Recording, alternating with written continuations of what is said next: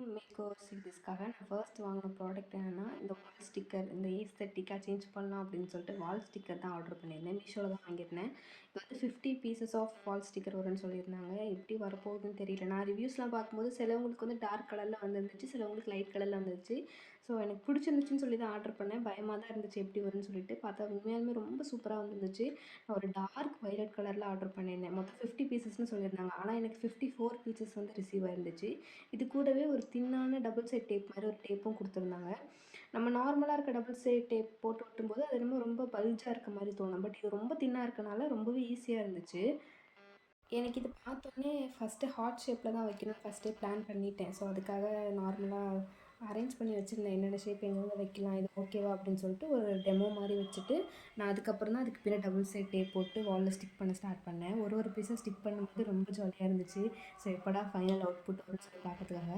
So இதெல்லாம் stick பண்ணி முடிச்சதுக்கப்புறமே ரொம்ப சூப்பராகவே இருந்துச்சு. ஸோ அதுக்கப்புறம் ஒரு 15 கார்ட்ஸ் வந்து மிச்சம் இருந்துச்சு. ஸோ அதை என்ன பண்ணலான்னு பார்க்கும்போது, நான் என்னோட அந்த ஆர்டிஸ்ட் திறமையெல்லாம் காமிச்சு வச்சுருந்தேன்ல, ஸோ அங்கே வந்துட்டு கொஞ்சம் கொஞ்சம் பேஸ்ட் பண்ணிடலாம் அப்படின்னு சொல்லிட்டு அங்கேயுமே கொஞ்சம் பேஸ்ட் பண்ணேன். பார்க்க நல்லா தான் இருந்தது. இது எல்லாமே சூப்பரா தான் இருந்துச்சு. ஆனா, அந்த டபுள் சைட் டேப்ப பிரிச்சு அந்த கார்ட்ல ஒட்டி அத எடுக்கும்போது தான் கொஞ்சம் கஷ்டமா இருந்துச்சு. ஸோ, அதுக்காக நான் என்ன பண்ணேன்னா, ஃபர்ஸ்ட்டே எல்லா கார்ட்லயுமே இந்த மாரி பேஸ்ட் பண்ணிட்டேன். ஆனா, பேஸ்ட் பண்றது கூட பிரச்சனை இல்ல. அந்த பீல் பண்ணி எடுக்கும்போது கொஞ்சம் கஷ்டமா இருந்துச்சு. அதனால நான் ஒரு நவீன மிஷின் யூஸ் பண்ணேன். நான் டிக்டாக் லிப் தான் யூஸ் பண்ணியிருந்தேன். ஸோ, நீங்களும் இந்த மாரி வாங்கி ஏதாவது ஒட்டுறீங்க அப்படின்னா, இந்த மாரி நவீன மிஷின் வச்சு ஒட்டினீங்கன்னா, நீங்க கண்டிப்பா ஒட்டிடலாம். ஸோ, அது எடுக்கிறது கொஞ்சம் கஷ்டமா தான் இருந்துச்சு. எப்படியோ எடுத்துட்டேன். எடுத்து எல்லாமே ஒட்டிட்டேன். பார்க்கவும் ரொம்ப க்யூட்டா தான் இருந்துச்சு.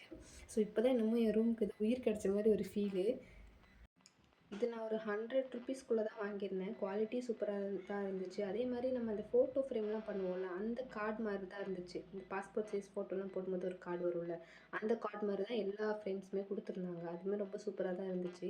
இப்போ ஃபைனல் அவுட்புட் பார்க்கணும்னா, இந்த சைடு வந்து இந்த மாரி ஹார்ட் ஷேப்ல ஃபுல்லா ஒட்டிட்டேன். அதாவது ரூம் ஓப்பன் பண்ணோனே இந்த மாரி தெரியணுங்கிறதுக்காக, ரூம் ஓப்பன் பண்ணோனே என்ன வால் வருதோ, அதில வந்துட்டு இந்த ஹார்ட் ஷேப்ல இருக்க ஸ்டிக்கர வந்து ஒட்டிட்டேன். அதுக்கு அப்படியே ஆப்போசிட் என்னோட லேப் வைக்கிற அந்த டேபிள் மேல வந்துட்டு, நான் குரலி வித்த காமிச்சேன்ல, அதுக்கு மேல வந்துட்டு கொஞ்சம் அங்கங்க பேஸ்ட் பண்ணிக்கிட்டேன். இதுவுமே பார்க்க கொஞ்சம் சூப்பரா தான் இருக்கு. ஆனா, இன்னும் ஒரு கொஞ்சம் இடத்துல மட்டும் அந்த பெயிண்டிங் கொஞ்சம் தெரியுது. ஸோ, அதுக்காக வேற ஏதாவது ஒண்ணு பண்ணணும்னு ஒரு ஐடியால இருக்கு. பார்ப்போம் அது எப்படி வருதுன்னு.